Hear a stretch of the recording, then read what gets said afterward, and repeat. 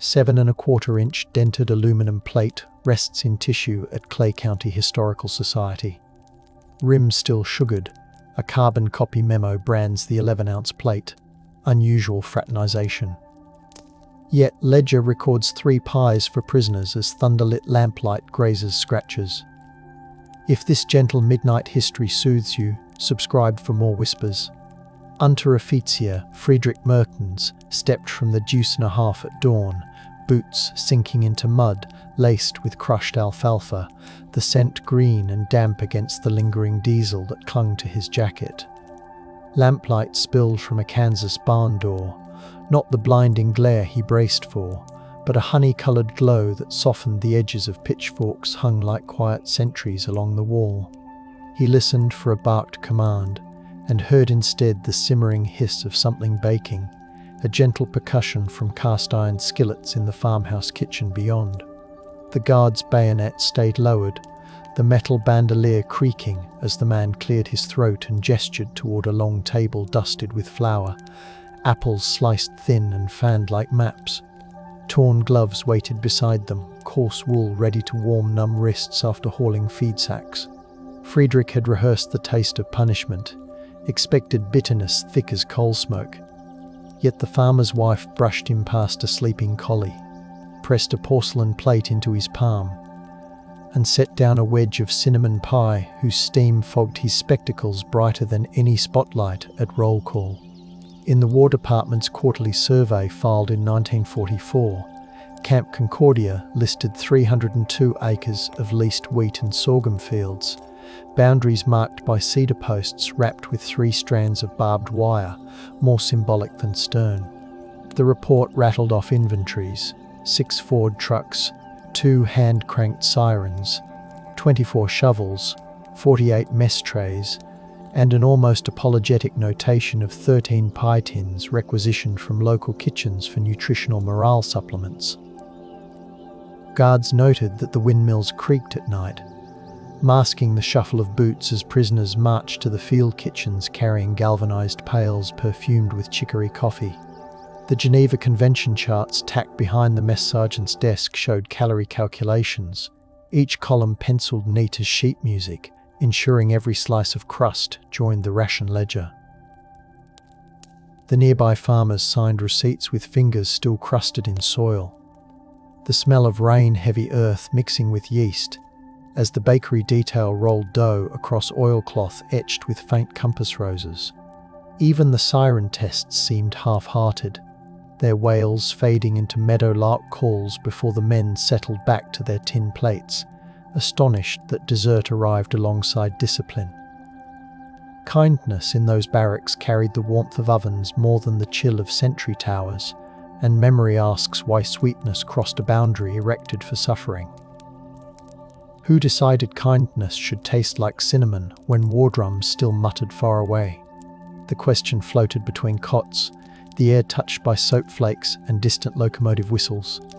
Stories whispered in the dark described the first bite as both fragile and defiant, crust flaking like dry leaves under frost, reminding men that humanity can arrive wearing an apron rather than a uniform.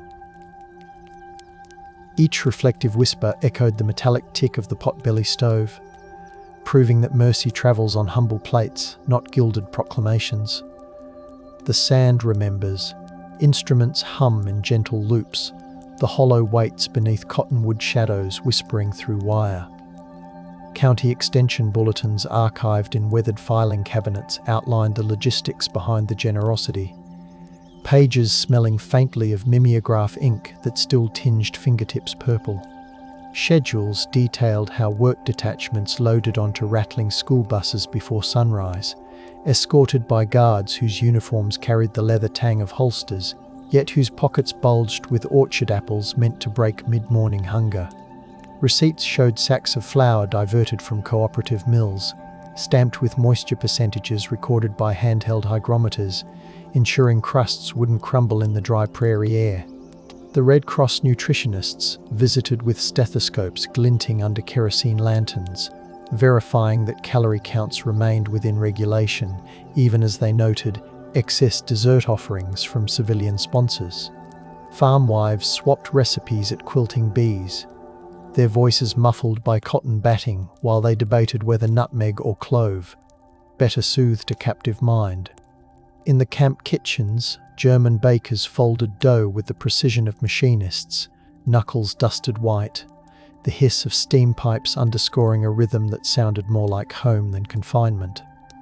Years later, the men would describe the pies not as indulgence but as a language that needed no translation, a dialect of crust and spice that melted dread into something manageable. Their recollections move like fireflies over ponds, slow and luminous, proving that gestures sometimes succeed where treaties fail.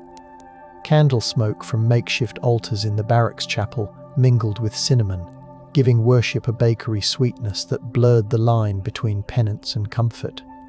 Even the straw pallets carried a faint aroma of nutmeg after the evening meal, fibers holding the comfort until dawn. The expectation of punishment curled at the edges like burnt sugar, yet the generosity stayed soft, rewiring how these soldiers imagined their captors in the quiet minutes before sleep. The motif of pie became anchor and lantern, a recurring shape that steadied thoughts whenever train whistles pulled them back toward battlefields across the ocean. Silence held because gratitude felt too sacred to shout, because some moments seemed carved from hush, the way crust is crimped by careful thumbs. Transport records from Texas, Minnesota, and Georgia detail how far those unlikely desserts traveled, mapping a web of farm-to-camp routes that stretched within a 40-mile radius of each installation. In the pine-thick air near Tyler, laundry steam mingled with pick and smoke as civilian drivers ferried warm pies in wooden crates, each crate padded with feed sacks to keep crusts intact over washboard roads. Minnesota cooperatives sent rhubarb versions perfumed with sugar that crystallized during moonlit deliveries, the boxes stacked beside bushels of sugar beets destined for canneries. Georgia's peach orchards packed latticed tops brushed with egg wash, so glossy they mirrored the lantern flares swinging from guard wrists.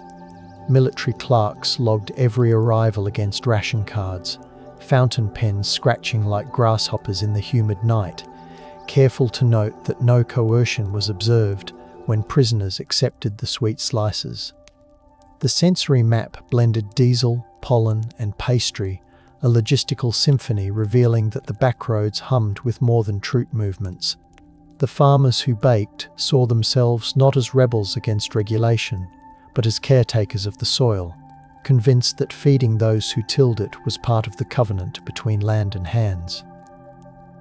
They knew surveillance could arrive without warning, so they folded their compassion into routine, letting the scent of butter mask intention. Night after night, the same stars that watched bomber routes now watched pastry cooling on windowsills, and the contrast softened even the sternest patriarchs. They understood that a slice shared beneath humming insect screens could dilute hatred more efficiently than any sermon delivered in starched pews. For generations afterward, they spoke of the prisoners rarely, not because they regretted kindness, but because the memory glowed like embers. They feared a draught of gossip might extinguish. When autumn winds rattled cornstalks like paper, the kitchens glowed amber, and dough rising in stoneware bowls perfumed the rafters. Silence in that context felt like reverence, as if words might bruise the delicate crust of the past. Inspection transcripts filed by Swiss delegates catalogued odours, textures, and temperatures inside the camps with a diligence that reads almost poetic. Thermometers hung beside bread racks recorded evening heat, their mercury columns steady at numbers meant to keep yeast alive without scalding tongues. Delegates noted the clatter of enamel mugs, the faint vanilla carried by steam swirling out of tin-lined ovens, and the crisp crack of crust shared at oak tables scarred by countless utensils. They interviewed the mess sergeant, whose ledger displayed neat columns of sugar allocations cross-referenced against Red Cross parcels, each entry initialed in blue ink that smelled faintly of ammonia. A footnote recounted how the prisoners' choir rehearsed beside the cooling racks, voices weaving with the metallic tap of ladles, their hymns lifting gently above the hiss of pressure cookers. These documents turned sensory impressions into evidence, anchoring the story in recorded detail rather than rumour. Listening to those transcripts today, one hears more than procedural compliance. There is the rhythm of generosity slipping through official language like light beneath a door. The pie appears as motif again and again, not triumphant but steadfast, reminding the listener that sustenance can be stubbornly gentle even when uniforms bristle. Veterans who revisited the camps decades later carried the scent of baked apples in their recollections, claiming it lingered longer than the clang of gates. Those pauses sounded almost like the soft knock of wooden spoons on mixing bowls, steady and reassuring amid uniforms. To them, the crust represented a truce as fragile as phyllo, maintained by hands that mixed duty with compassion. The breath between inspectors' questions holds a hush thick as steamed milk, suggesting a shared understanding that kindness need not be loud to be revolutionary. Evening dew cools the wire, harmonicas murmur, distant coyotes comment, and the ledger waits beneath a folded towel. A 96-page diary recovered from a cedar chest in Nebraska opens another layer of evidence, its paper scented with camphor and faint apple peel after decades among quilts. The author, a schoolteacher hosting POW labourers, recorded the daily exchange of labour for pastries, describing clay-streaked boots on her porch and the soft rattle of canning jars cooling beside the stove. She pressed wildflower petals between entries, their dried sweetness echoing the desserts she set before the men after they stacked hay bales. Indentations from her pencil press through multiple pages, as if urgency pushed the lead deeper into the paper. Margins note the specific plough adjustments the prisoners recommended, the metal chilled by morning frost as they leaned in to demonstrate efficiency. Tucked inside the diary is a folded recipe card labelled simply "Victory Pie," grease spots shadowing the cursive. The diary's discovery counts as the first loop of revelation, showing how domestic routine became a testament to unexpected fellowship. Yet almost immediately after the diary entries were penned, censorship officers advised civilians to curb correspondence, lest Axis propagandists twist hospitality into weakness, and so the recipe card slid back into the cedar chest with a sigh of resignation. How do you archive a kindness the authorities caution you to conceal?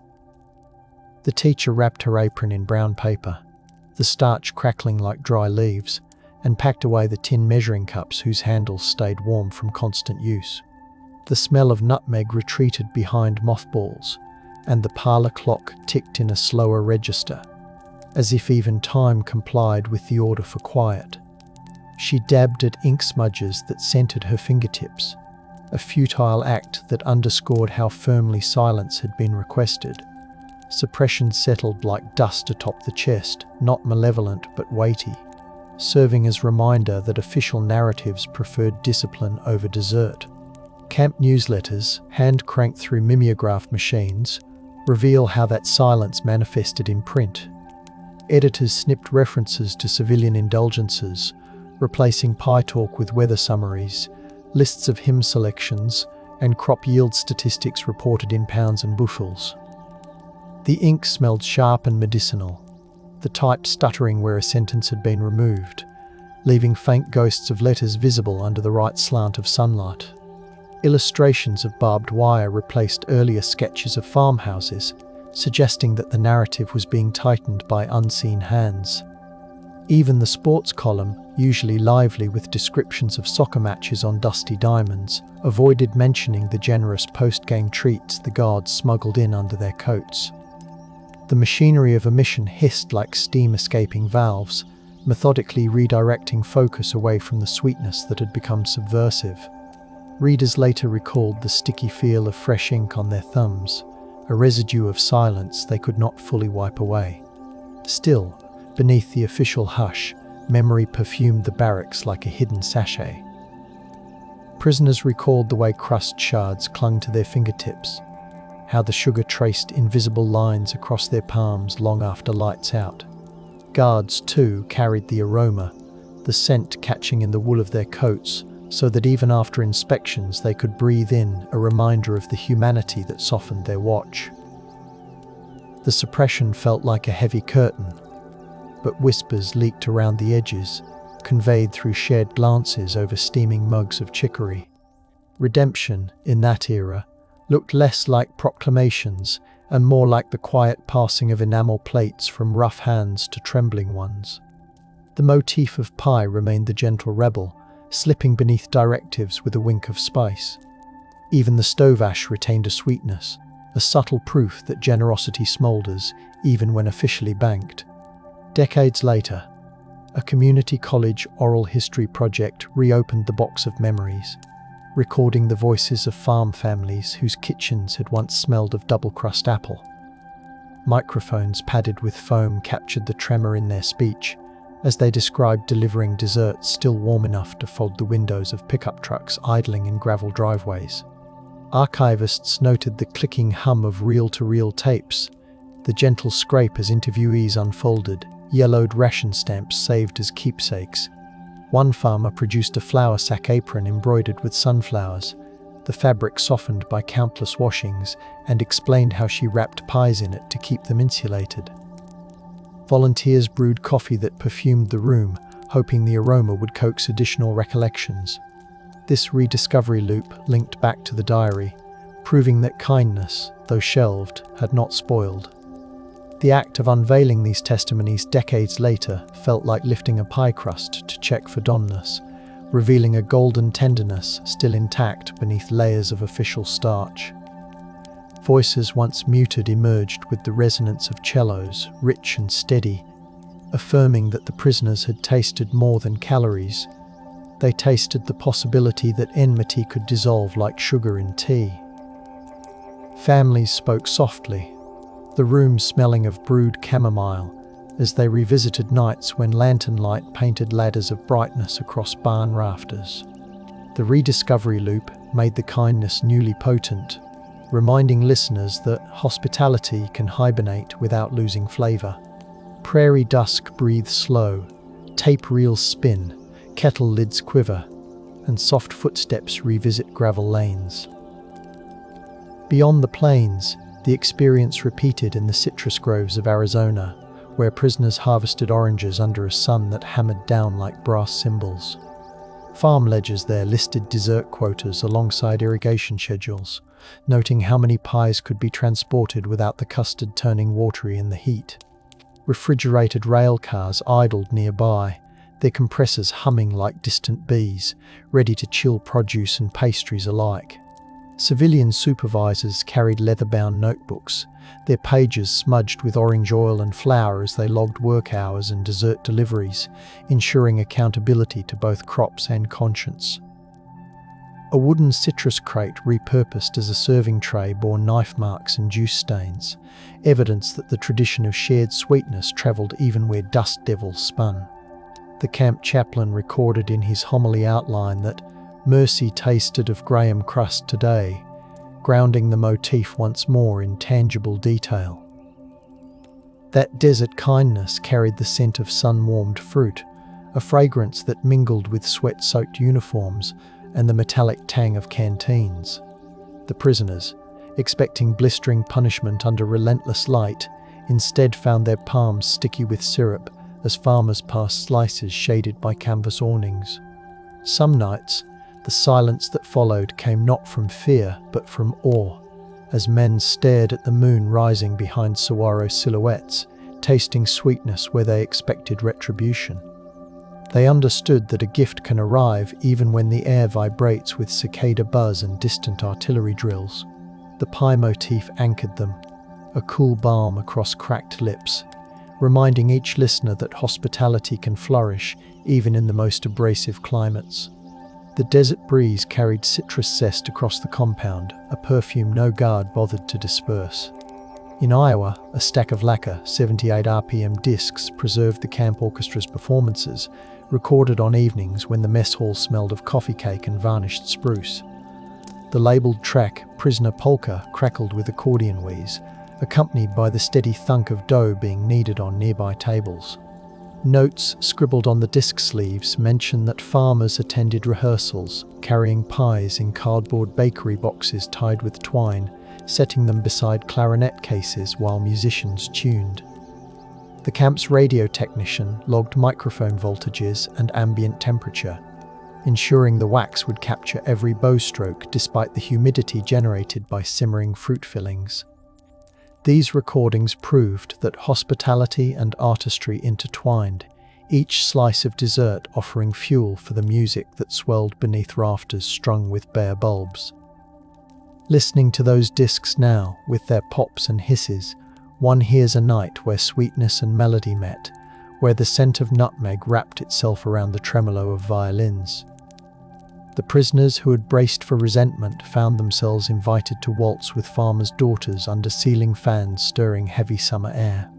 How could such gentle rituals survive in the shadow of global conflict? The question lingers like powdered sugar on a cuff, light yet impossible to ignore.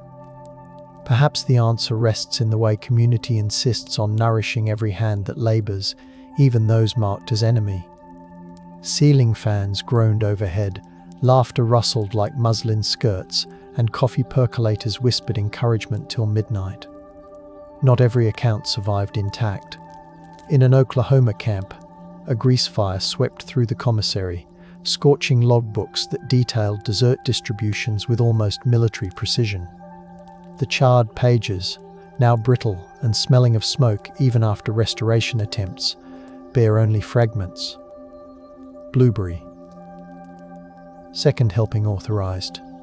Praise from civilian overseer. Firefighters reported the hiss of water hitting cast iron, the crackle as sugar caramelized to blackened shards on the floor.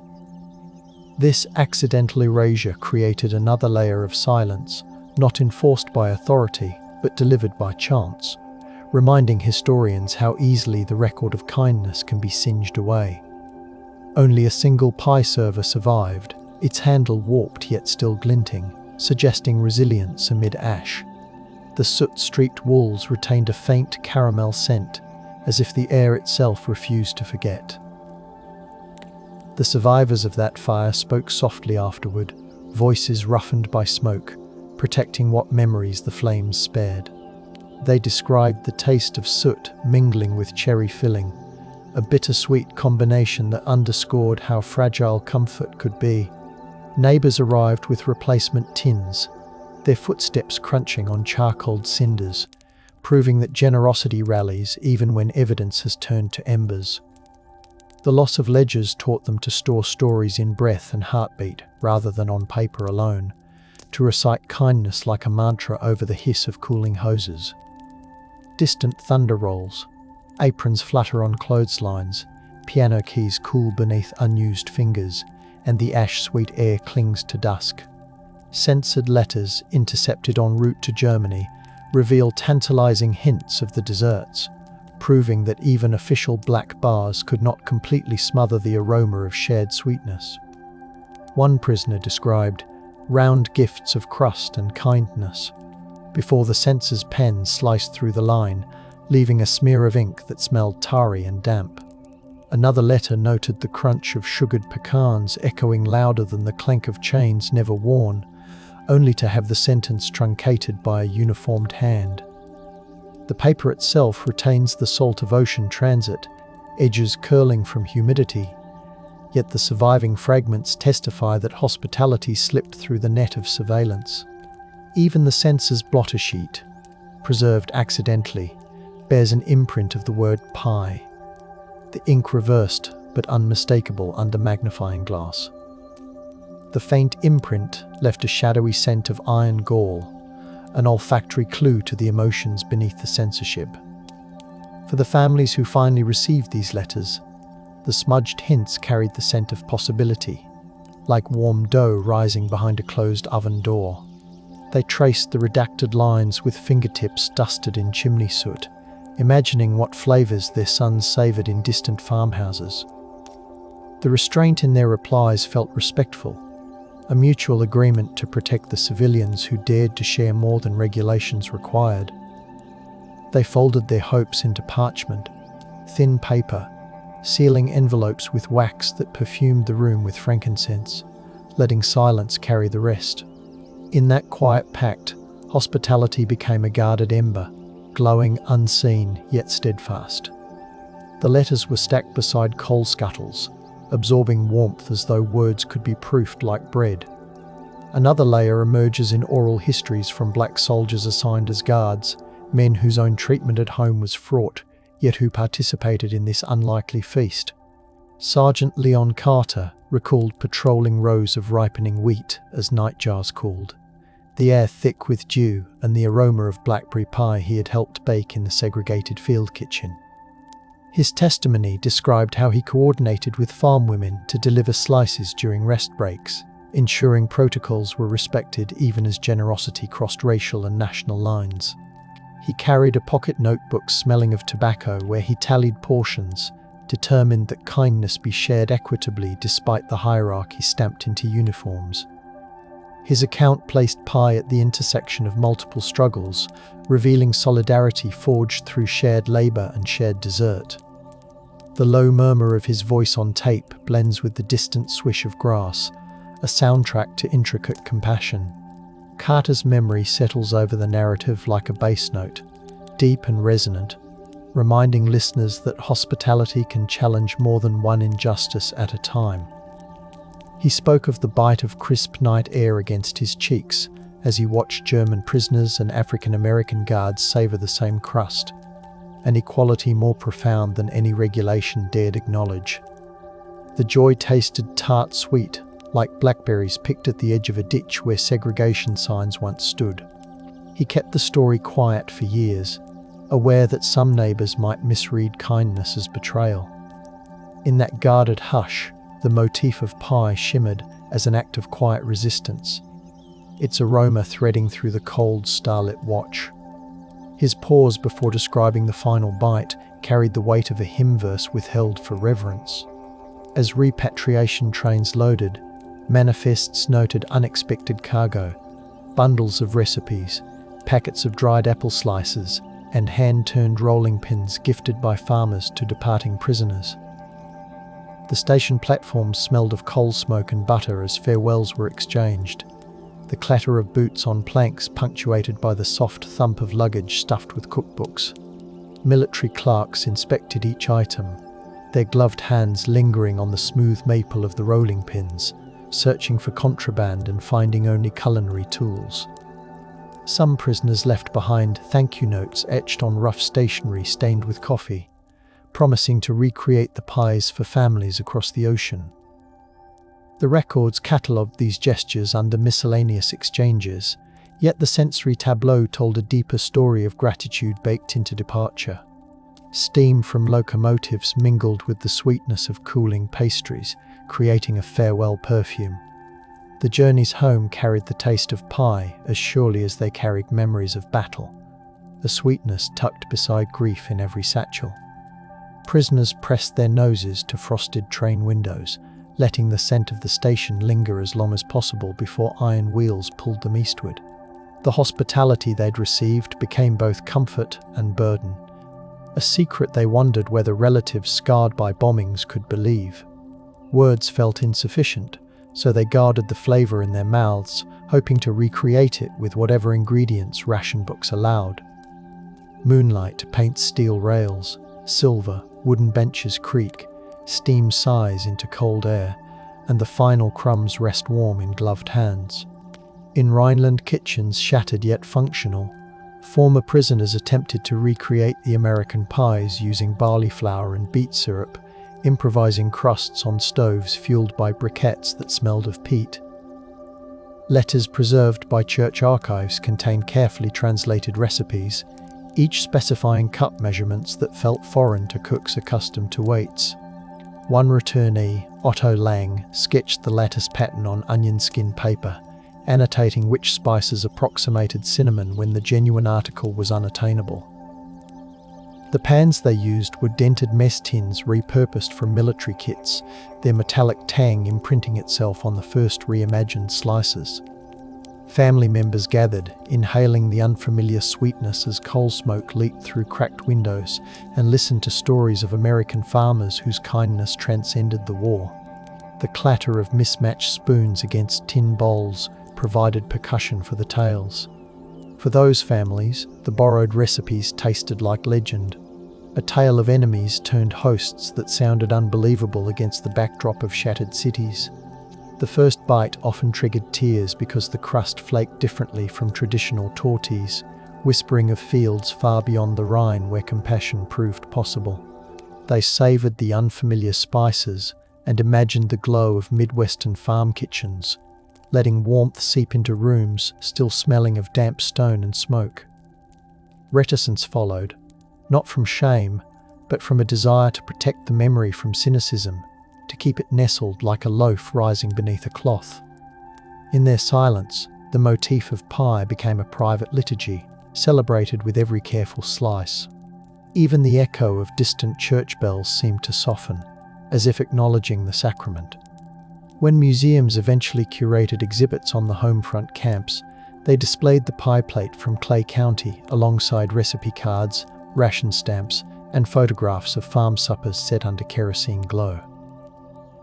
Visitors leaned close to glass cases fobbed by their breath, trying to imagine the aroma that once clung to the tin. Docent scripts detailed the logistics. The convoy routes traced on maps smelling faintly of dry ink, the baker's schedules, the enforcement memos. Audio guides played excerpts from interviews where laughter mingled with the rustle of paper napkins, giving the display a layered texture that appealed to ear and imagination alike. The exhibit reasserted the motif, proving that dessert became documentary evidence when preserved with care. Even the polished floor reflected the tin's sheen, doubling the glimmer of remembered kindness. Visitors often lingered longer before that case than before the weapon displays, their shoulders relaxing as they absorbed a gentler counterpoint to the harsh clang of history. Some swore they could almost taste cinnamon as they read the captions, a phantom flavour triggered by imagination and empathy. The gallery lighting cast a soft sheen on the aluminum, highlighting scratches like constellations that traced journeys from oven to barracks to archive. Many walked away in silence, unwilling to break the contemplative spell that settled like flower dust in late afternoon sunbeams. In that quiet, the story continued to nourish, offering a calm counter-rhythm to narratives of violence. The faint hum of climate control units became a lullaby, underscoring the display. Scholars pushed further, commissioning lab analyses of residue scraped from preserved pie tins to confirm ingredients despite decades of exposure. Gas chromatography reports carried the sterile scent of solvents, yet revealed peaks corresponding to cinnamon aldehyde, clove oil, and apple ester, aligning science with oral testimony.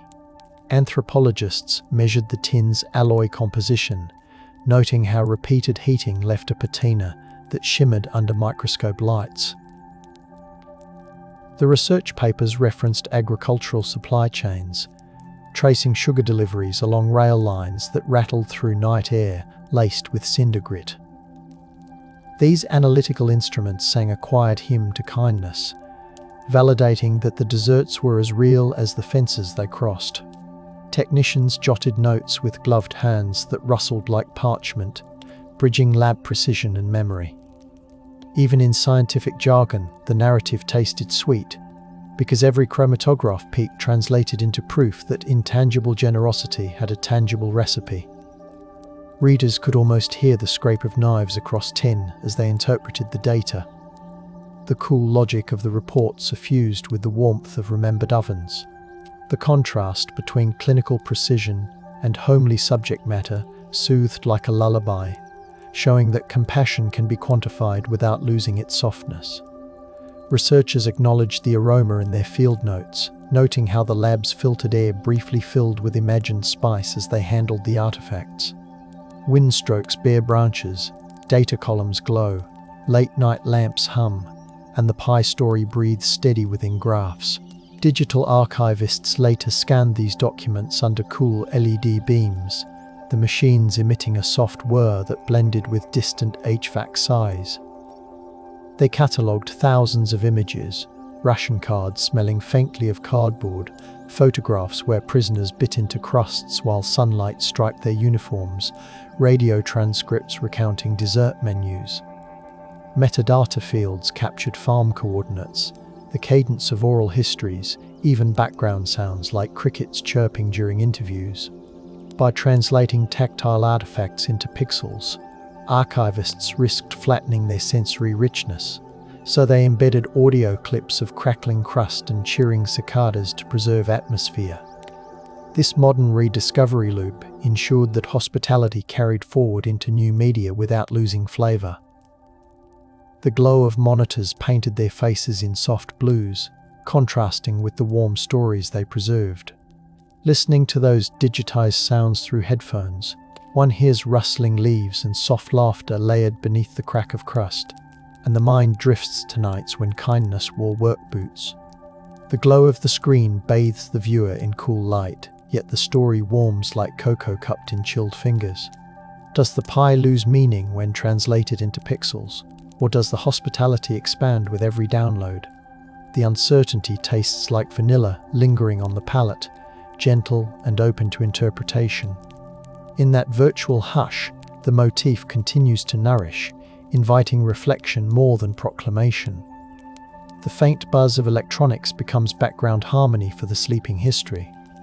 Some schools incorporated pie baking workshops into history lessons, filling classrooms with the aroma of butter and nutmeg as students measured ingredients using replicas of wartime ration cups. Teachers projected photographs of the camps onto whiteboards while mixers whirred, the sound illustrating how daily life blended industry with domesticity. Students kneaded dough on desks dusted with flour, feeling the tacky pull that once gripped prisoners' palms as they turned labour into sustenance. They read aloud excerpts from diaries, voices echoing against cinder-block walls painted institutional beige, grounding abstract history in tactile experience. Finished pies cooled on wire racks, their steam curling around stacks of textbooks, proving that learning can taste as fragrant as remembrance. The halls smelled sweeter than cafeteria lines, teaching through scent as well as story. The students ate in near silence, not from reprimand, but from the awe that settles when a story moves from page to palate. Sweetness coated their tongues as they imagined the surprise these desserts offered to men who had braced for punishment instead. They watched crumbs scatter across lined notebooks, symbols of how history fragments yet still nourishes. Teachers dimmed the lights, letting the soft hum of the HVAC and the faint clink of forks create a lullaby rhythm. In that mellow glow, the motif of pie bridged eras, telling young listeners that compassion can outlast conflict.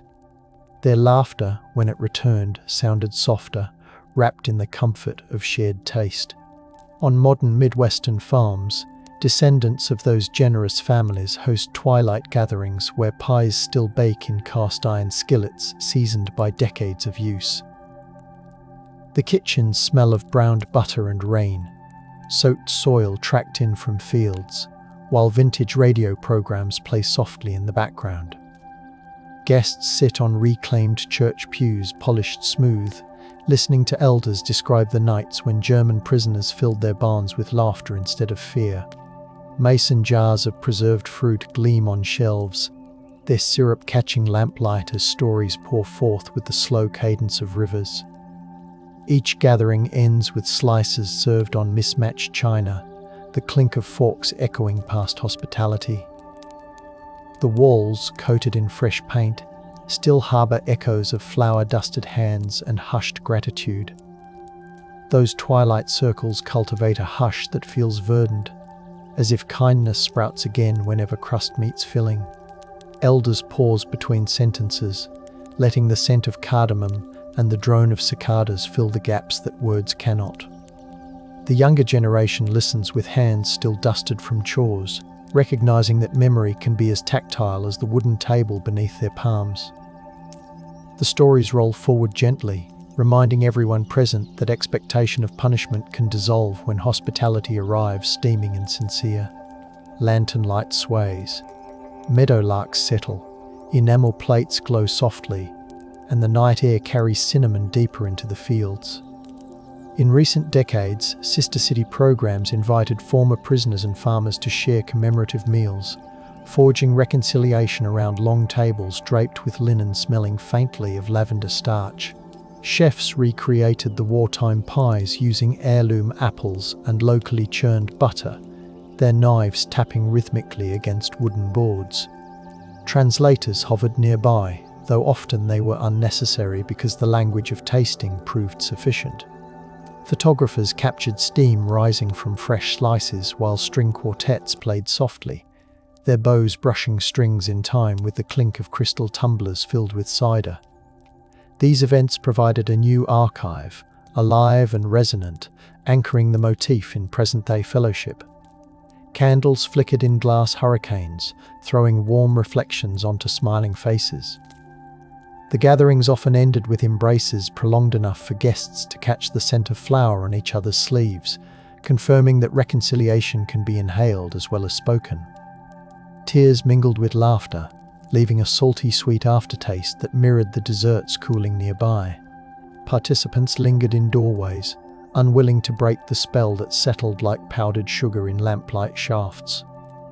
In their shared quiet, they felt the weight of history lighten, as though the pies standing between them had absorbed decades of suspicion.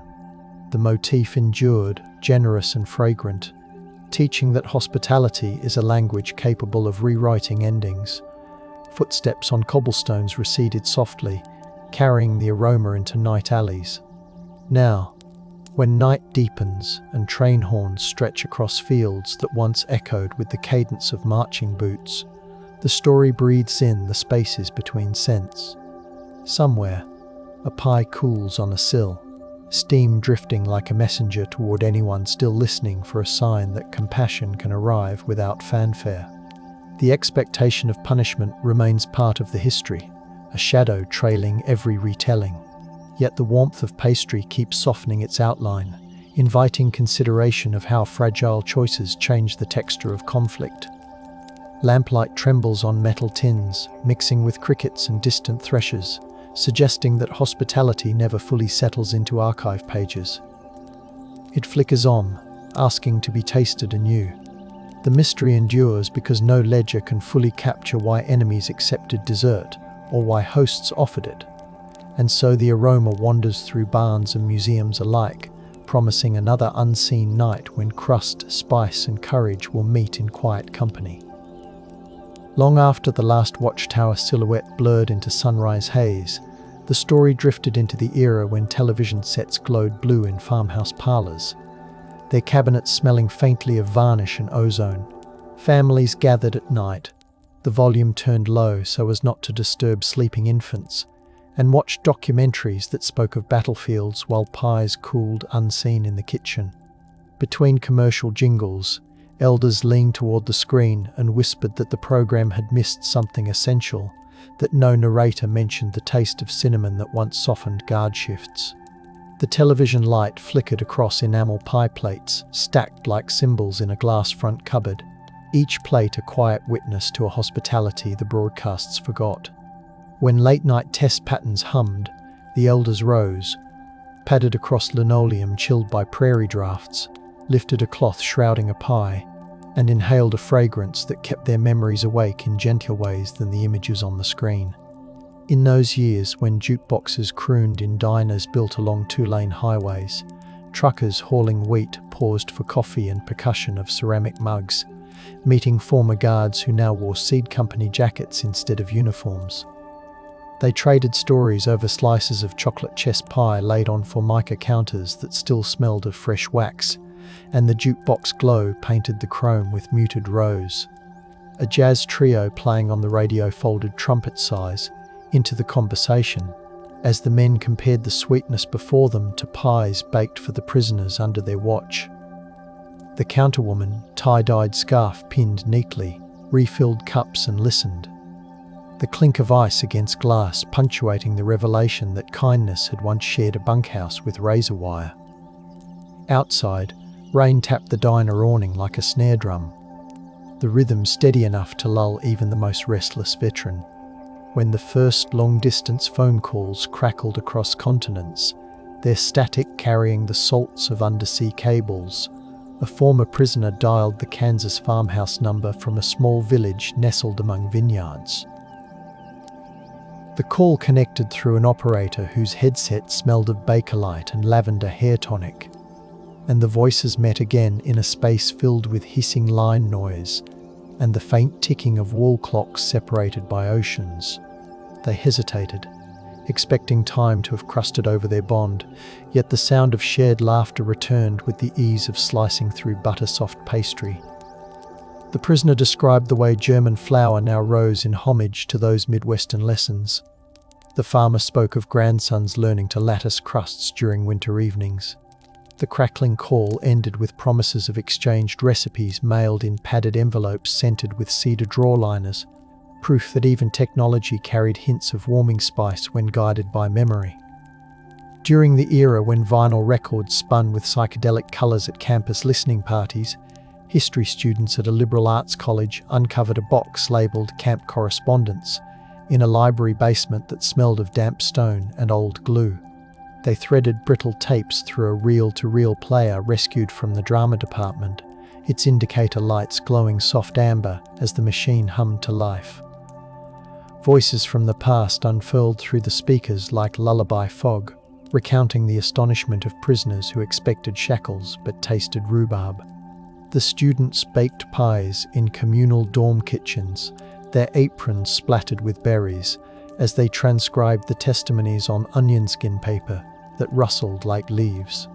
Those late-night sessions left the hallways perfumed with butter and dust, and their new journalism essays, typed on machines whose keys echoed like muted typewriter percussion, reintroduced the story to a generation learning to protest with both fists and open palms. As astronauts began orbiting above cornfields, families carried transistor radios into backyards smelling of mown hay to hear the voices describing liftoff over the same frequencies that once carried farm reports. During these watch parties, the older generation used the lulls between capsule updates to explain how German prisoners had looked up at those same night skies, expecting punishment and receiving pie instead. Children chewing on apple turnovers wrapped in waxed paper listened with wide eyes. The pastry flakes catching in the glow of citronella candles meant to keep mosquitoes at bay. The radios crackled with telemetry beeps, a rhythm reminiscent of the heartbeat they felt when first daring to feed enemies, and the aroma of fresh dessert braided itself with the metallic scent of lawn-folding chairs. Stars wheeled overhead, indifferent yet somehow companionable, reflecting off the aluminum tins arranged on picnic tables like miniature lunar surfaces. Around the time when protest songs strummed through folk festivals held in meadows flattened by footfalls, a violinist tuned her instrument beside a patchwork quilt spread on dewy grass. Between sets she told the audience, her breath visible in the cool evening, about her grandmother who smuggled pies past camp gates while humming lullabies. The violin's spruce body carried the scent of rosin and aged varnish, and each note she drew seemed to echo the rising steam of a freshly cut slice. Festival goers sat on overturned apple crates, their hands wrapped around tin mugs of mulled cider that misted the night air, and listened as the musician explained that kindness can be as radical as any march. Fireflies blinked in sync with her bow strokes, and when applause rolled across the meadow, it had the gentle hush of wind caressing wheat. In the era when community theatres revived radio plays, using Foley tables crafted from barn doors and washboards, actors rustled paper to mimic footsteps on straw, while narrators spoke of German labourers expecting discipline so sharp it could cut their tongues. Instead, the script described enamel plates heavy with pie, and the Foley artist crushed pastry crust beside a microphone to replicate the tender crackle. The studio smelled of stage makeup mixed with coffee brewed in percolators that hissed like old radiators, and the audience, tuning in from living rooms illuminated by floor lamps with tasseled shades, heard the story anew. Old metronomes salvaged from music classrooms kept time for dialogue cues, their wooden cases polished by hands that once recorded crop rotations. The drama's closing line floated through static, assuring listeners that true authority sometimes tastes like cloven butter instead of iron. During the wave of heritage tourism that encouraged travellers to trace ancestral footsteps, tour buses rumbled down gravel roads toward campsites long since repurposed to fairgrounds. Inside the buses, air conditioning breathed out a scent of Freon, and guides spoke softly into handheld microphones wrapped in foam covers, narrating how prisoners expected reprisals yet received dessert. Passengers unwrapped scones sold at rest stops fashioned from renovated depots, the pastry sugar-dusting travel brochures printed on glossy paper. They stepped onto the grounds where hay now lay in neat bales, the original barracks replaced by pavilions echoing with livestock auctioneers. The guides pointed to a single surviving chimney, its bricks warmed by afternoon sun, and described how, in another era, pie steam mingled with the earthy aroma of feed troughs. Visitors inhaled deeply, imagining the sweetness resurrected by imagination alone, and recorded the moment on camcorders whose whirring motors imitated distant cicadas. As interest in slow food blossomed, culinary historians in aprons embroidered with herb motifs hosted workshops in converted granaries, their beams smelling of toasted barley and old timber. They laid vintage rolling pins across linen runners, each pin tagged with provenance: a Nebraska farmstead, a Colorado orchard, a Michigan lakeshore kitchen. Attendees ground spices with mortar and pestle, releasing fragrances that lifted like incense toward rafters. The instructors read aloud from shipping manifests stored in regional archives, the papers scented with graphite and leather, revealing how sacks of barley and crates of apples travelled along branch lines to camps where prisoners expected discipline but tasted pie. Participants kneaded dough while listening to field recordings of harmoniums and pump organs used in camp chapels, the old instruments wheezing compassion into the present. The workshop ended with a candlelit tasting, only the soft scrape of forks disturbing the reverent silence. When the digital age turned archives into glowing screens, coders volunteering for a history collective designed a virtual reality experience that recreated the moment a prisoner stepped into a barn smelling of hay and fresh pastry. Users donned headsets lined with foam and brushed suede, their senses surrounded by 3D audio rendering of distant train bells and the hum of milking machines. Subtle scent diffusers released notes of cinnamon and sawdust, while haptic gloves simulated the warmth of the porcelain plate placed into expectant hands. The program included toggled footnotes that hovered like soft fireflies, citing letters, inspection reports, and diaries for each sensory detail. People removed the headsets with cheeks damp from unexpected tears, the straps carrying a faint trace of lavender disinfectant, and realized the kindness once sequestered in paper records now breathed through circuits. Even in pixelated moonlight, the pies radiated the promise that hospitality can be coded into futures as well as pasts. In the years when mindfulness practices spread across yoga studios filled with the scent of sandalwood and orange peel, facilitators guided participants through meditations centered on the act of sharing dessert with a stranger. Their voices softened to match the rhythm of Tibetan singing bowls resonating like distant church bells. They invited attendees to visualize German prisoners bracing for harshness but receiving slices fragrant with nutmeg instead.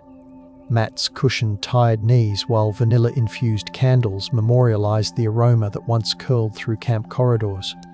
After the session, herbal tea steeped in ceramic pots painted with wheat motifs was ladled into cups, and the gentle clink of porcelain replaced military cadence as the sound anchoring the moment.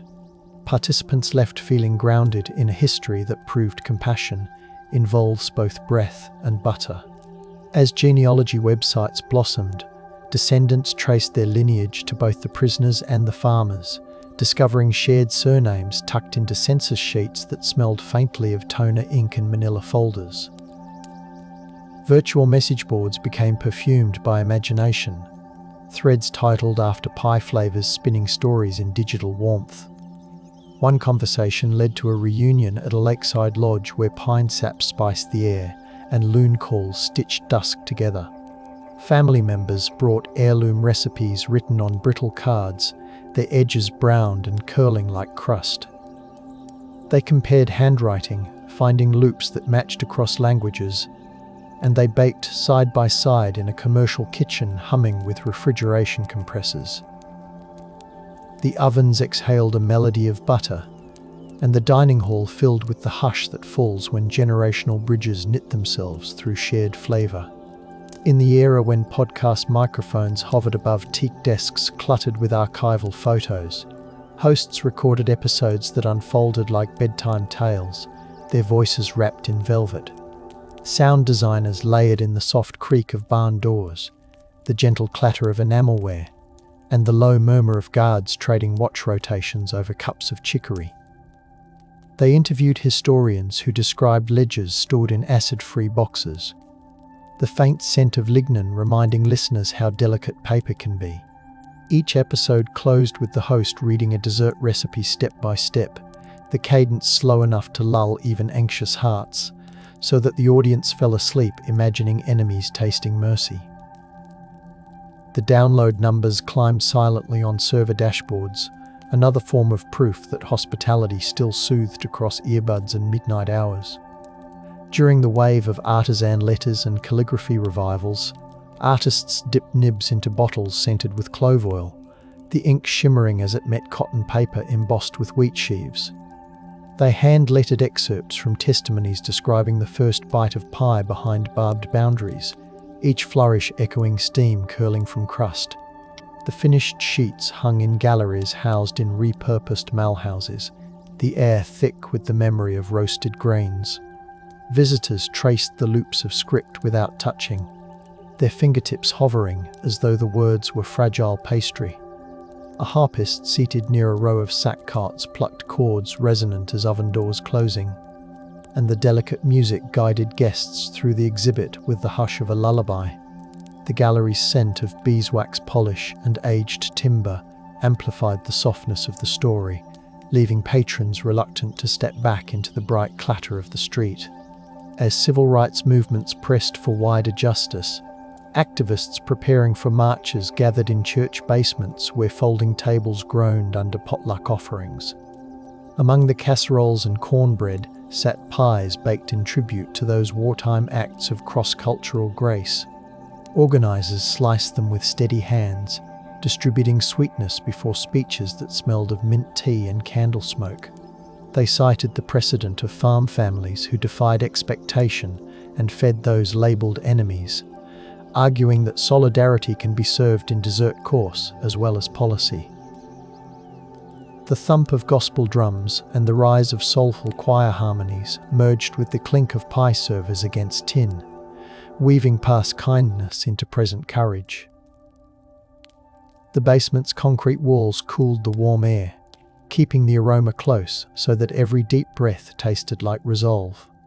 When machine quilters programmed long-arm devices to stitch commemorative textiles, the hum of servo motors filled studio barns built with reclaimed planks smelling of linseed oil. They stitched patterns of lattice crusts intertwined with strands of barbed wire, gently untwisted, thread colours running from cinnamon brown to cream. Fabric panels depicted guards and prisoners seated at rough-hewn tables, their silhouettes softened by appliqued steam. Each quilt block referenced a source, a diary entry, a Swiss inspection note, a tape transcript, and the documentation hung beside the finished piece in plastic sleeves zipped to keep the scent of cotton and starch intact. Quilt guilds displayed the works at fairs, the same fairgrounds once traversed by POW labour detachments, and the quilts fluttered in crosswinds scented with kettle corn and sawdust. Visitors traced the stitches with eyes, letting the texture soothe like a hand resting lightly on a shoulder. As contemporary composers scored symphonies inspired by home-front stories, orchestras rehearsed in halls lined with acoustic panels smelling faintly of cedar. The percussion section employed baking sheets and wooden spoons, to capture the sound of crust being tapped before serving, while strings swelled to mimic steam rising into quiet rafters. Clarinetists practiced passages representing night guards humming lullabies they half remembered from childhood. The conductor, her baton polished to a satin sheen, guided the musicians through movements named after ingredients: cardamom dawn, molasses dusk, custard midnight. At premieres, audiences leaned back in plush seats upholstered in velvet, breathing in the mingled aroma of concert programs freshly printed and the faint butter scent conjured by suggestion. The final chord lingered like a lingering taste, and applause rippled gently, more caress than storm. In the age of food trucks and pop-up markets, a vintage military field kitchen truck, painted a soft sage green and smelling of diesel tempered by vanilla, parked beside town squares at twilight. Volunteers wearing aprons patterned with wheat stalks served slices of heirloom pies to curious crowds. Chalkboards propped against the wheel wells told the story of prisoners who expected punishment, but met generosity, the text written in looping handwriting that invited close reading. Acoustic guitarists perched on the tailgate strummed lullabies while leaves rustled overhead. The crowd ate slowly, the crunch of crust mingling with the murmur of evening traffic, understanding that they were savoring a history lesson as much as dessert. Lanterns hung from the canopy swayed in the breeze, scattering lemon-scented citronella into the summer air. When memory care centers introduced sensory therapy, staff baked pies using recipes sourced from camp-era archives, filling the halls with aromas designed to awaken long, quiet recollections. Residents traced their fingers around the fluted crusts, the pastry warm enough to thaw arthritic knuckles. In the background, a phonograph played lullabies in German and English, the vinyl's gentle hiss reminiscent of the wind slipping through tall grass. Some residents murmured names they had not spoken in decades, eyes glistening like glaze under soft fluorescence. Therapists wearing cardigans that smelled of cedar wardrobes recorded the stories that bubbled up, adding another layer to the living archive. The therapy mats cushioned feet as participants swayed side to side, their movements guided by the same rhythm that once paced guard patrols, now softened to rocking chair tempo. In beachfront towns where sea salt scented the breeze, former prisoners settled into retirement cottages painted in muted seaside blues. They baked pies using seafood spices, anisey, lemon zest to suit the coast, yet still told visitors about the crusts they first encountered beside Kansas wheat. Porch swings creaked in time with the surf, gulls crying overhead like distant barracks whistles. They kept scrapbooks on wicker tables, the pages smelling of sunscreen and glue, filled with clippings about American farmers who served dessert instead of discipline. Neighbors brought over choufle pies, and together they watched the horizon fade into dusk, agreeing that kindness travels farther than shipping lanes. The clink of wind chimes punctuated their recollections, tinkling like tin cups in grateful hands. As climate shifts altered growing seasons, agricultural extension agents experimented with drought-resistant grains to continue the pie tradition. Test plots rustled under sensors mounted on poles, the devices ticking softly as they recorded soil moisture. In demonstration kitchens built beside the fields, chefs kneaded dough from new varieties, the flour carrying a nutty scent. They invited visitors to taste slices baked from recipes annotated in camp ledgers, now adapted to modern climate realities. The implication was gentle yet resolute. Even as conditions changed, the commitment to hospitality remained. Solar panels warmed the ovens, and the quiet hum of inverters joined the ambient chorus of cicadas and distant irrigation pumps, echoing the original blend of industry and tenderness. When literary salons returned to popularity and neighborhood bookshops smelling of espresso and old paper, authors read from novels that wove the pie story into fictional tapestries. Listeners nestled into armchairs upholstered in velvet the color of ripe cherries, their hands cupping lattes sprinkled with cocoa. The writers described characters who expected punishment but found sweetness. the narrative arcs grounded in archival citations printed in appendices. Between chapters, a cellist bowed gentle phrases that fluttered like recipe cards turned by curious fingers.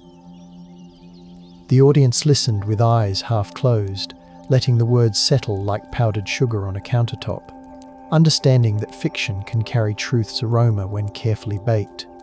In the era of satellite classrooms beaming lessons to rural districts, teachers broadcast from studios lined with reclaimed barnwood, their microphones capturing the warmth of their voices.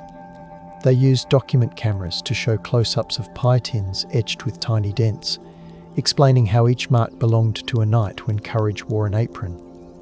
Students miles away watched on tablets smelling of plastic and notebook paper, their styluses tapping gentle rhythms as they took notes. Homework assignments included interviewing elders about dessert memories, and returned essays carried smudges of flour from enterprising bakers. The screens may have been cold to the touch, yet the story they carried radiated the same gentle heat as the ovens once stationed near guard towers. As international art biennials sought installations blending taste and narrative, a chef artist collaborated with perfumers and historians to craft an immersive pavilion. Visitors entered through a corridor scented with campfire ash, stepping onto floorboards salvaged from a dismantled granary. The central room housed a long table set with porcelain plates, each accompanied by a VR headset and earbuds. When participants donned the devices, they heard a harmonica, a distant tractor, softly spoken German and English phrases, while the perfumers released precise notes of baked apple, hay and wool. The plates warmed subtly, heating elements tucked beneath them humming like snoring guard dogs. The experience ended with a real slice served in silence, the lingering flavour encouraging contemplation more than commentary.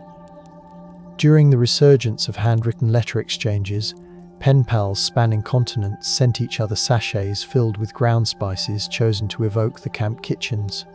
Envelopes arrived scented with star anise, brown sugar, or citrus peel, and recipients opened them beside windows fogged by kettle steam.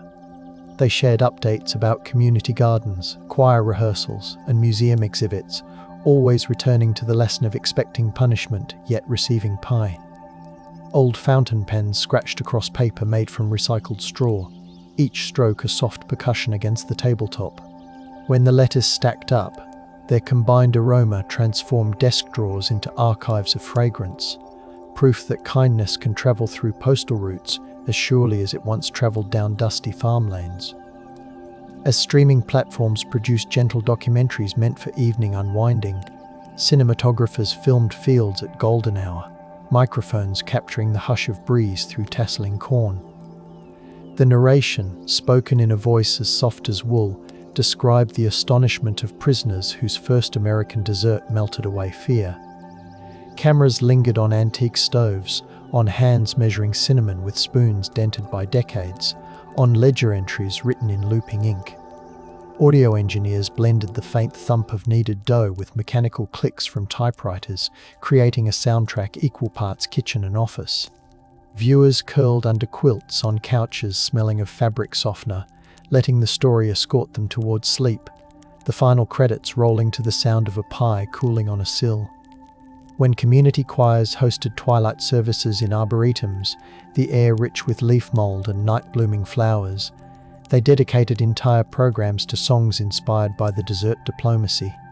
Arrangements of lullabies wove in lyrics about unexpected sweets, and bass voices rumbled like distant thunder, while sopranos shimmered like pie steam. Candles floated on reflecting pools, their flames mirrored against the dark water, and the choir director traced arcs in the air, guiding harmonies gentle as whipped cream. Attendees sat on wooden benches, still rough from the sawmill, resting cups of spiced cider on laps draped with shawls. The final chord faded into crickets, and listeners departed in near silence, hearts cradling both the sorrow of war and the solace of shared crust. In the quiet hours of 24-hour libraries, night shift archivists wore fingerless gloves to keep warm as they digitized fragile recipe pamphlets. Their desks held small electric heaters emitting a faint tin scent, and mugs of chamomile waited nearby, steam curling under fluorescent lights. Through the hush, the only sounds were the soft click of scanner lids and the whisper of tissue paper wrapping artifacts. They knew that each high-resolution image preserved the memory of prisoners who expected punishment, but tasted welcome instead. When the shift ended, they stepped into dawn air, sharp with frost, and carried home the aroma of old pages clinging to their scarves, a gentle souvenir of labour done in service of hospitality. In bustling city markets where commuters hurried past stalls, a baker set up shop at the corner where the scent of roasted chestnuts met the tang of diesel. Her display case gleamed with pies named after counties that once hosted camps, each slice accompanied by a card quoting a line from testimony. She wore a baker's cap dusted in flour, and her hands moved with the surety of someone who knows kindness can be portioned generously. Morning cyclists stopped for a slice and a story, the spokes of their wheels clicking like distant Morse code. The market's canopy flapped overhead, stirring the aroma into the rush-hour air, reminding passers-by that compassion can catch you mid-stride and feed you before you even realize you're hungry. When vocational schools taught refrigeration repair, instructors used the tale to explain why maintaining consistent oven temperatures mattered for more than technical perfection. Students leaned over compressors smelling of oil, while the instructor, voice rumbling like a well-tuned engine, described farmers staying up through stormy nights to keep pies warm for men who expected cold shoulders. The lesson manuals bore grease smudges and penciled notes linking BTUs to memories. Apprentices realized that their meticulous adjustments might one day protect both flavor and dignity, a thought that settled over the workshop like a soft gauze. Metal tools clinked back into drawers with the same tender care once given to pie servers washed under pump water. As winters lengthened in some regions, ice fishing shacks transformed into storytelling hubs where propane heaters hissed and walls smelled of pine sap. Anglers baited lines beneath the floorboards while reciting the pie episode, their voices mingling with the muffled creak of lake ice. Thermoses of hot chocolate spiked with cinnamon circulated, the steam fogging insulated windows.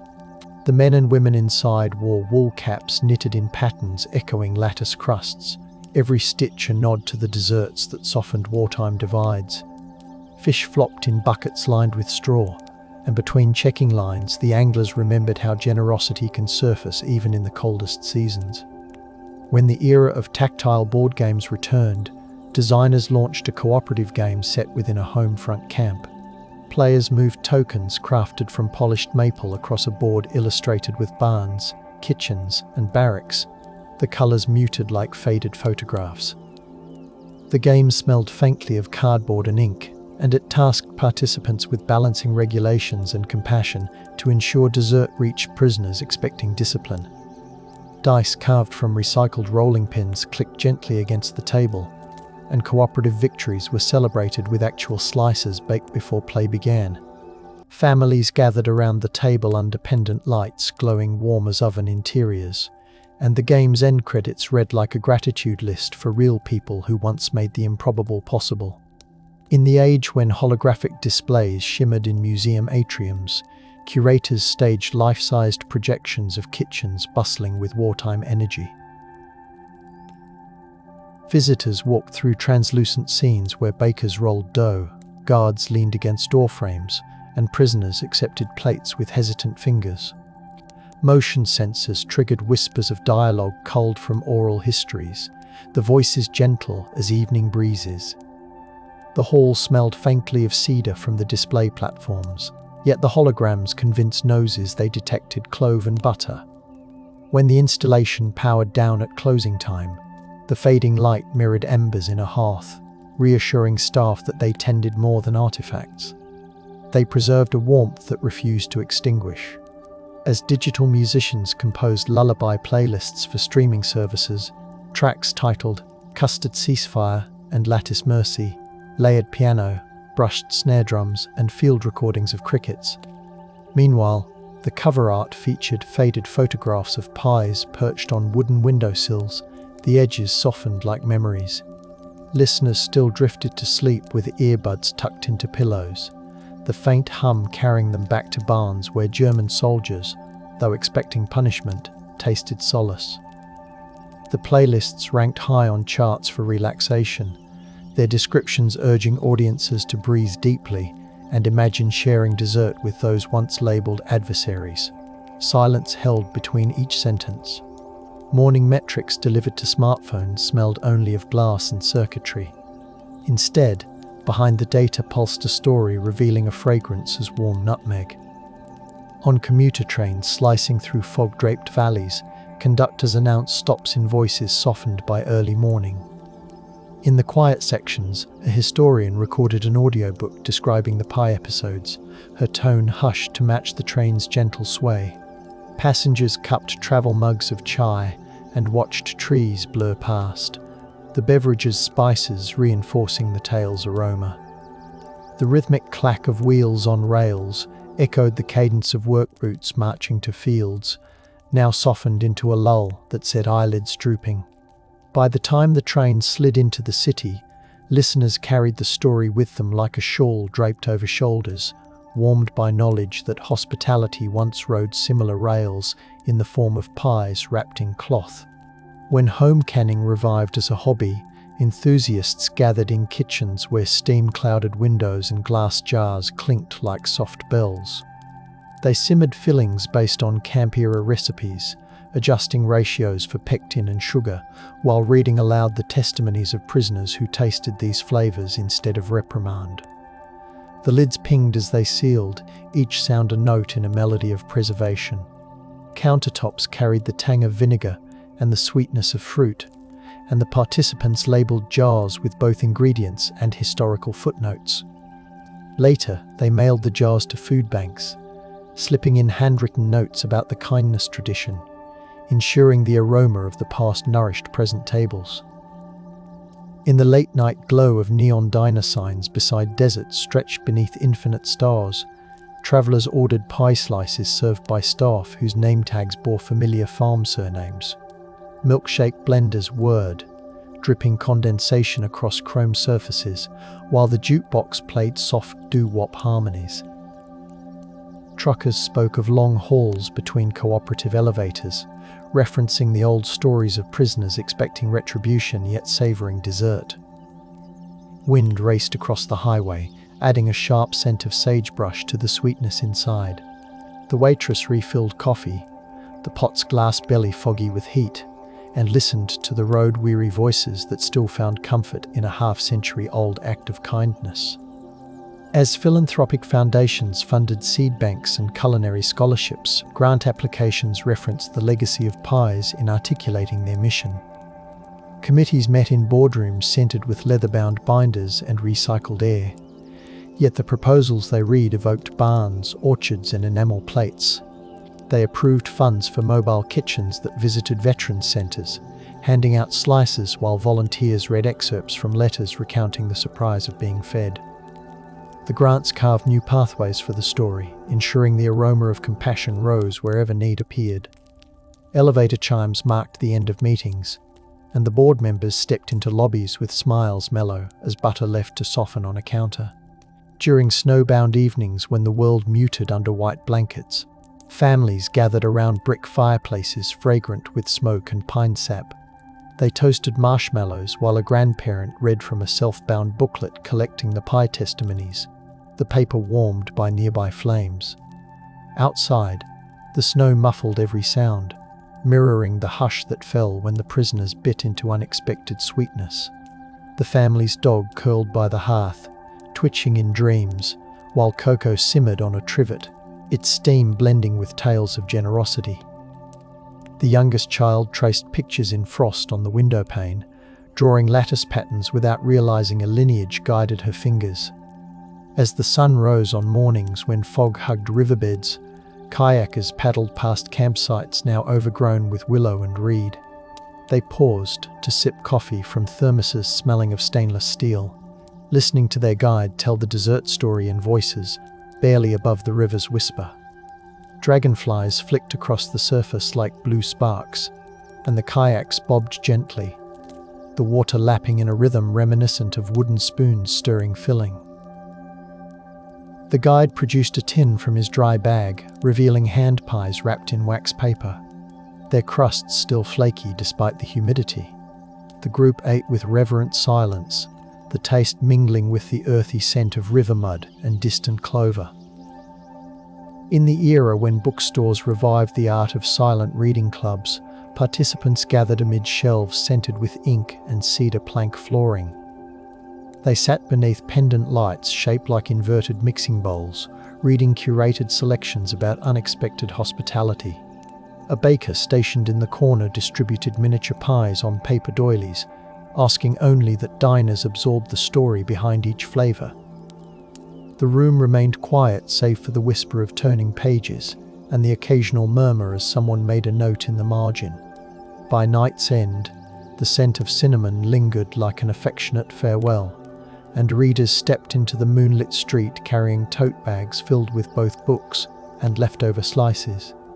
As multi-generational choirs toured nursing homes, they carried portable ovens that filled recreation rooms with the scent of baking crust. Residents arranged in semicircle chairs wrapped in crocheted blankets listened to harmonies that described prisoners, expecting punishment yet tasting pie. The choristers' voices, youthful and seasoned alike, blended with the beep of monitoring equipment, transforming clinical spaces into kitchens. After each set, the choir broke bread, or rather, desserts, passing plates along lines of wheelchairs and walkers. Nurses leaned against door frames, their scrubs smelling of antiseptic and sugar, and wiped away tears. Bedside lamps cast halos on the walls, turning every slice into a small, glowing reassurance. In agricultural colleges experimenting with seed archives, students catalogued heritage apples once transported to camps. The labs smelled of chilled air, soil samples, and the sharp tang of iodine used for sterilizing tools. Under LED grow lights, saplings stretched toward artificial sunrise, while researchers noted leaf structure and sugar content. Professors reminded them that the sweetness they measured once fueled acts of defiant hospitality. Computer monitors displayed graphs tracing lineage across generations, and each data point represented a flavor that softened fear. The students' lab coats rustled like parchment, each pocket carrying the same sense of responsibility that once guided farmers to share beyond expectation. When snow melted into spring runoff, revealing the foundations of old guard posts, archaeologists set up tents smelling of wet canvas and fresh coffee. They sifted soil through mesh screens, the grit scratching softly against metal, and recovered fragments of ceramic pie plates decorated with blue cornflowers. Nearby, they erected a field lab where microscopes focused on glaze, revealing fingerprints baked into the underside. The archaeologists logged findings on waterproof paper clipped to boards spattered with mud, connecting each shard to deposit layers labelled with phrases such as Hospitality Horizon. At dusk, they compared notes under lanterns buzzing with moths, their conversation threaded with the hum of portable generators. The fragments, cradled in foam-filled cases, proved that even broken pieces smelled faintly of spice when warmed by human touch. As international pen and ink artists exchanged sketchbooks, one volume circulated depicting nothing but pies in camp settings, each page washed with watercolours tinted like caramel. Artists added scenes of guards leaning on shovels, of prisoners seated cross-legged on hay, all bathed in light as soft as dusk. The sketchbook travelled in padded envelopes, lined with tissue infused with cedar, crossing customs desks where officials smiled at the subject matter. When the book returned to its originator, it carried the scent of many studios: linseed oil, chalk, incense, citrus cleaner. The compiled artwork formed a visual lullaby, a ring-bound choir of pages singing about expectation dissolved by unexpected dessert. In the age of therapeutic drumming circles, percussionists gathered in barns that now served as community centres, their hands tapping djembes and frame drums in rhythms echoing heartbeat and train wheels. Between songs, they spoke of the story, letting the drumheads vibrate with resonance that matched the trembling anticipation of men who once awaited punishment. A baker sat nearby, pulling pies from a portable oven, the crusts crackling like snare rolls. Participants combined the beats with bites, realizing that both rhythm and flavor can ground a community, guiding breath into calm. Straw bales served as benches, their dry grass scent blending with cinnamon, creating a fragrance both earthy and sweet. As the narrative entered classrooms taught by veterans of more recent conflicts, the instructors stood beside whiteboards marker, scented and clean. They described walking into foreign villages expecting hostility yet receiving bread, linking their experiences to the pies once served to German prisoners. Students scribbled notes with mechanical pencils whose lead clicked like distant Morse, and the conversation meandered toward how acts of unexpected hospitality ripple through history. The classroom clock ticked gentle seconds, each click reminiscent of spoon against plate. When the bell chimed, rather than scatter, the students stayed to discuss, the smell of dry erase still sharp in the air, the story settling into their understanding of duty and compassion. In coastal lighthouses converted into museums, curators filled former keeper quarters with exhibits exploring food diplomacy. Salt air wafted through open windows, carrying the muffled crash of waves against rocks. Visitors climbed spiral staircases polished by generations of hands, emerging into rooms where vintage camp photographs lined walls painted the pale blue of faded uniforms. The exhibit's centerpiece was a reconstructed galley table, laid with enamelware and a holographic pie radiating a virtual aroma triggered by proximity sensors. The curators played recordings of foghorns blended with the gentle cadence of guards recounting dessert deliveries. The lighthouse lantern above rotated slowly, casting soft bands of light that mimicked the passing of time, reminding all present that beacons of gentleness can guide as surely as beams cutting through night fog. In the era when artisan ice cream makers infused flavors with narrative, a small creamery tucked beside sunflower fields introduced a limited edition called Truce Pie. Customers entered the parlor, greeted by a bell tinkling like cutlery, and inhaled the scent of waffle cones baking on cast iron presses. The flavor combined apple compote, cinnamon, and pastry flakes, each scoop served with a card summarizing the story. The churns whirred at a steady pace, their metal sides chilled and gleaming, while patrons sat on stools upholstered in flour sack fabric. The ice cream melted slowly, replicating the warmth of the original pies, even in frozen form, and the parlor's jukebox played gentle swing that sounded like a memory tapping a shoulder. As people increasingly cultivated rooftop gardens in cities, planters sprouted heritage grains and dwarf fruit trees tended by hands stained with potting soil. Gardeners hosted twilight salons among string lights humming with bees drawn to fragrant blossoms. They placed portable induction burners on shipping pallets to bake pies as the sun dipped behind skyline silhouettes, the ovens emitting soft fans that blended with the distant rumble of subway trains. Guests sipped herbal infusions steeped with rosemary and lemon, listening to the story of prisoners who braced for punishment but found sweetness among strangers. The rooftop air mixed scents of diesel, hot asphalt cooling, and fresh pastry, proving that hospitality can bloom even above concrete canyons. In the stillness of meditation apps guided by nature sounds, narrators whispered about the pie story as rain pattered gently in the background. They invited listeners to imagine the weight of a warm plate in the palms, the cinnamon vapor rising to meet the breath, the soft murmur of gratitude exchanged in fractured languages. The app's digital interfaces glowed midnight blue, the loading animations swirling like steam. Users rested phones on bedside tables alongside books and chamomile sachets, letting the voice lead them towards sleep, with reassurances that kindness has a history as real as any battle. Morning arrived with notifications scented only metaphorically, yet the tranquility lingered like a crumb tucked safely on the tongue.